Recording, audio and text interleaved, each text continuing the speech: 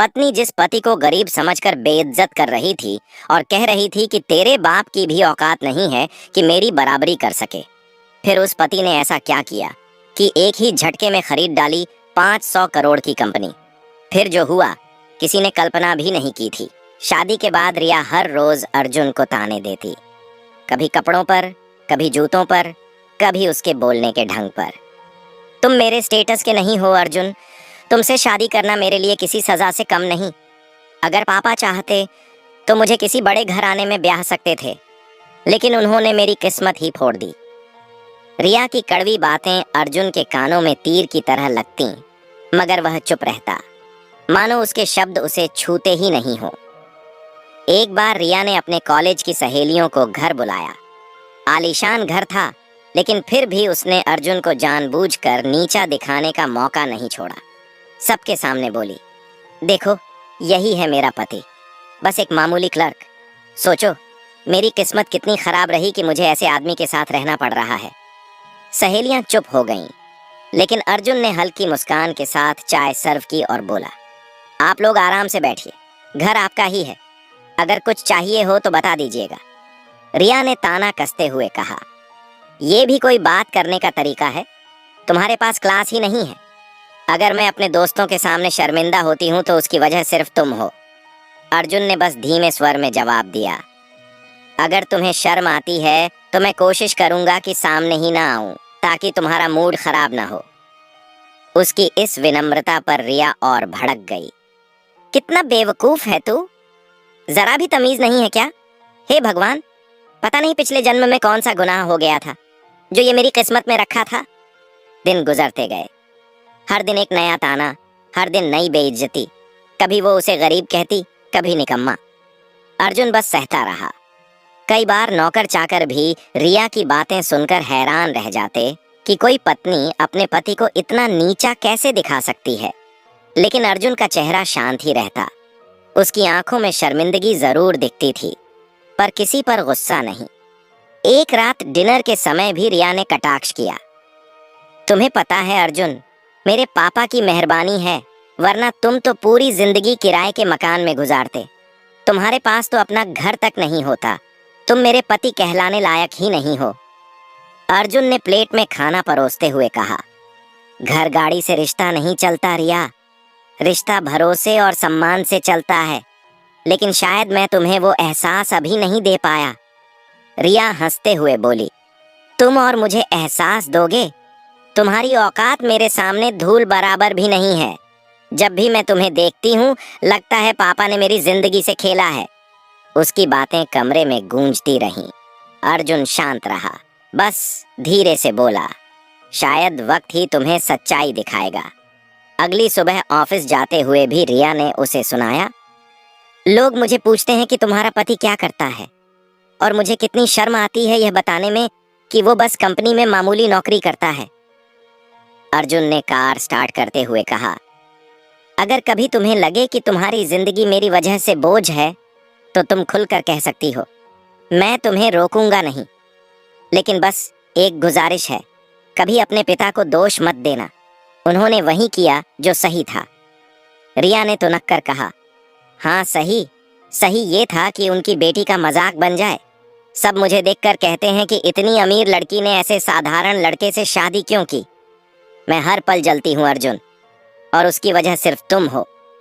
अर्जुन ने कार रोककर उसकी ओर देखा और शांत आवाज में कहा, तुम्हारा गुस्सा सही है रिया, तुम जितना चाहो मुझे कोस लो, शायद एक दिन तुम्हें समझ आएगा कि मैं तुम्हारा दुश्मन नहीं हूँ। रिया ने मुंह फेर लिया, उसकी आंखों में नफरत साफ झलक रही थी। पूरे रास्ते उसने अर्जुन से एक शब्द नहीं कहा। ऑफिस पहुंचकर भी वो सहेलियों से यही शिकायत करती रही कि उसकी जिंदगी कैसी बर्बाद हो गई है। कई बार उसके शब्द इतने तीखे होते कि सुनने वाले भी असहज हो जाते।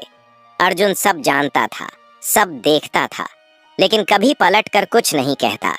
उसकी चुप्पी ही उसकी ताकत थी। वह हर रात अकेले बालकनी में बैठकर सितारों को देखता और धीरे से बुदबुदाता, बस थोड़ी देर और, सब सही वक्त पर सामने आएगा। धीरे धीरे यह रोज का सिलसिला बन गया। हर दिन रिया की बातें जहर की तरह गिरती और हर दिन अर्जुन उसे सहन करता।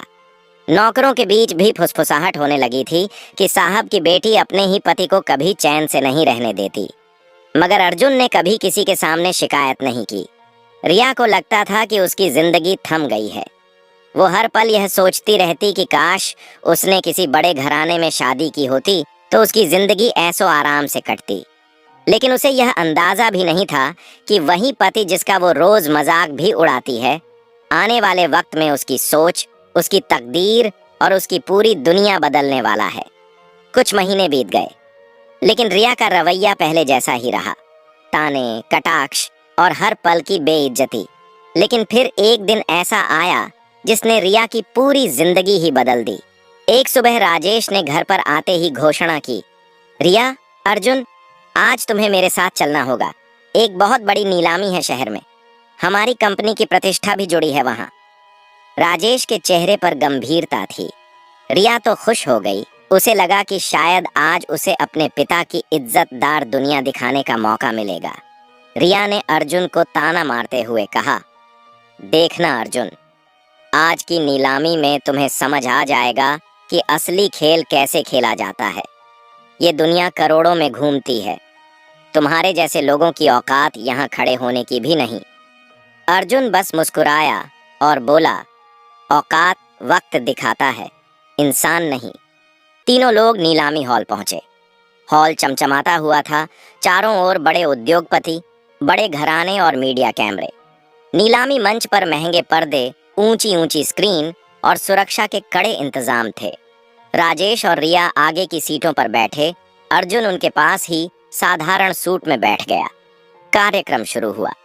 एंकर ने घोषणा की, महानगर की सबसे बड़ी डील, एक बहुराष्ट्रीय कंपनी का अधिग्रहण। शुरुआती बोली 10 करोड़। हॉल में हलचल मच गई। किसी ने बोली लगाई 15 करोड़। दूसरे ने कहा 20 करोड़। आवाजें तेज होती गईं। रिया उत्सुकता से सब देख रही थी। वह अर्जुन की ओर झुककर बोली, समझे, यहाँ पैसे की ताकत बोलती है। ये वो दुनिया है जहाँ तुम कभी कदम भी नहीं रख सकते। अर्जुन शांत बैठा रहा। उधर बोली 50 करोड़ तक पहुंच गई। राजेश के माथे पर हल्की पसीने की बूंदें दिखने लगीं। फिर आवाज आई 100 करोड़। हॉल में तालियां गूंज उठीं। सबने सोचा यही अंतिम बोली होगी, लेकिन नहीं। शहर के एक बड़े बिजनेसमैन की पीछे से आवाज आई 200 करोड़। सबकी सांसें अटक गईं और फिर तालियां बजने लगीं। सबको लगा इससे ऊपर बोली लगाने की किसी की औकात नहीं, लेकिन अभी असली खिलाड़ी बाकी था। फिर अचानक एक तेज आवाज गूंजी 500 करोड़। पूरा हॉल सन्न रह गया। सबकी नजरें उसी दिशा में मुड़ गईं। मीडिया के कैमरे झूम कर गए। रिया ने चौंक कर देखा, वह अर्जुन था। साधारण कपड़ों में बैठा उसका पति, जिसकी औकात पर वह रोज ताने कसती थी, उसी ने इतनी बड़ी बोली लगा दी थी। रिया की सांस अटक गई। उसने फुसफुसाकर कहा, तुम पागल हो गए हो अर्जुन। तुम्हें पता भी है 500 करोड़ होते कितने हैं? तुम ये बोली कैसे लगा सकते हो? तुम्हारे पास तो कुछ नहीं है। राजेश भी हैरान था। उसकी आंखें फैल गईं, मानो जमीन खिसक गई हो। आसपास बैठे उद्योगपति कानाफूसी करने लगे। ये आदमी कौन है? इतनी बड़ी बोली कैसे लगा दी इसने?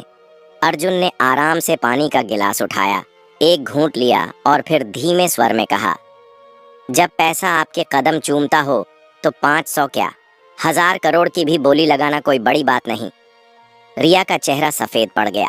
वह घबरा कर बोली, क्या कह रहे हो तुम? ये कैसी मजाक की बात है? नीलामी का माहौल और भी तनावपूर्ण हो गया। एंकर बार बार पुष्टि कर रहा था कि बोली सही है। बाकी बड़े घरानों ने पीछे हटना शुरू कर दिया, क्योंकि 500 करोड़ की बोली किसी के लिए आसान नहीं थी। रिया की धड़कनें तेज हो रही थीं। वह सोच भी नहीं पा रही थी कि उसका पति, जिसे वह हर दिन नीचा दिखाती थी, अचानक करोड़ों की बोली कैसे लगा सकता है। उसकी आंखों के सामने सवालों का तूफान उमड़ रहा था। राजेश का सिर झुक गया था। वह जानता था कि अब सच्चाई छिप नहीं सकती। उसकी आंखों में अपराध बोध झलक रहा था। अर्जुन ने कुर्सी से उठते हुए गहरी सांस ली और कहा, अब वक्त आ गया है कि सबको असली सच पता चले। नीलामी हॉल में सन्नाटा पसरा हुआ था। सबकी नजरें अर्जुन पर टिकी थीं। कैमरों की फ्लैश लगातार चमक रही थी। एंकर भी हकबका गया था। उसे समझ नहीं आ रहा था कि इतनी बड़ी बोली लगाने वाला आदमी आखिर है कौन।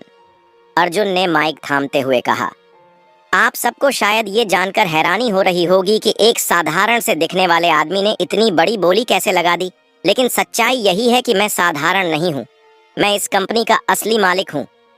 हॉल में हलचल मच गई। लोग कुर्सियों से खड़े हो गए। कानाफूसी शुरू हो गई। क्या ये कैसे हो सकता है? असली मालिक तो राजेश है। रिया का चेहरा पीला पड़ गया। उसकी आंखें चौड़ी हो गईं। वह धीरे से बुदबुदाई, नहीं, ये झूठ है। पापा कुछ बोलो, ये झूठ बोल रहा है। राजेश ने सिर झुका लिया। उसकी आंखों में शर्म और पछतावा साफ झलक रहा था। वह धीमी आवाज में बोला, रिया, ये सच है। अर्जुन वही है जिसके दम पर यह पूरी कंपनी खड़ी है। मैं सिर्फ नाम का मालिक था। रिया हिल गई। उसके पैर कांपने लगे। उसने पापा का हाथ पकड़कर कहा, लेकिन पापा, आपने मुझे कभी बताया क्यों नहीं? आपने ये सच छुपाया क्यों? राजेश ने आंखें बंद कर लीं और भारी स्वर में बोला, क्योंकि ये सब तुम्हारी समझ से बहुत दूर था। अर्जुन के पिता मेरे बचपन के दोस्त थे। हम दोनों ने मिलकर इस कंपनी की नींव रखी थी, लेकिन कर्ज के बोझ से दबे समय में उसने ही मेरी मदद की। उस दिन से लेकर आज तक कंपनी का असली मालिक उसका बेटा अर्जुन ही है। अर्जुन ने आगे बढ़कर कहा, मेरे पिता ने आपकी इज्जत बचाई थी राजेश अंकल, और मैंने वही वादा निभाया। मैंने कभी सामने आकर मालिक बनने की कोशिश नहीं की। मैं पर्दे के पीछे रहा ताकि सिस्टम को समझ सकूं। हर पॉलिसी, हर निर्णय मेरे हाथ से निकलता था, लेकिन साइन आपके नाम से होते थे। रिया की आंखों से आंसू निकल पड़े। उसका दिल बैठ गया। जिस इंसान को उसने हर रोज अपमानित किया, वही उसकी जिंदगी का सबसे बड़ा सहारा निकला। वह अविश्वास से अर्जुन की ओर देख रही थी। लेकिन अर्जुन, वह हकलाते हुए बोली, तुमने ये सच मुझसे क्यों छुपाया? क्यों मुझे ये यकीन दिलाया कि तुम बस एक मामूली कर्मचारी हो? क्यों मेरी नजरों में खुद को इतना छोटा बनाया? अर्जुन ने गहरी सांस ली और कहा, क्योंकि ये शादी तुम्हारे पिता की गुजारिश पर हुई थी। उन्होंने मुझसे वादा लिया था कि जब तक तुम खुद मुझे पहचान न सको, मैं अपनी असली पहचान सामने नहीं लाऊंगा। मैंने तुम्हारा हर ताना सहा, तुम्हारी हर बेइज्जती बर्दाश्त की, क्योंकि ये मेरे पिता के दोस्त की बेटी थी और मैं उस दोस्ती का कर्ज चुकाना चाहता था। राजेश की आंखें भीग गईं। उसने भर्राए स्वर में कहा, अर्जुन बेटा, मैंने तुम्हारे साथ नाइंसाफी की है। मुझे आज मानना होगा कि तुमने सिर्फ कंपनी ही नहीं, मेरी इज्जत भी बचाई। रिया कांपते हुए पीछे हट गई। उसकी सारी अकड़, उसका सारा घमंड पल भर में मिट गया था। उसे लग रहा था जैसे जमीन उसके पैरों तले से खिसक गई हो। हॉल में बैठे लोग अब तालियां बजाने लगे थे।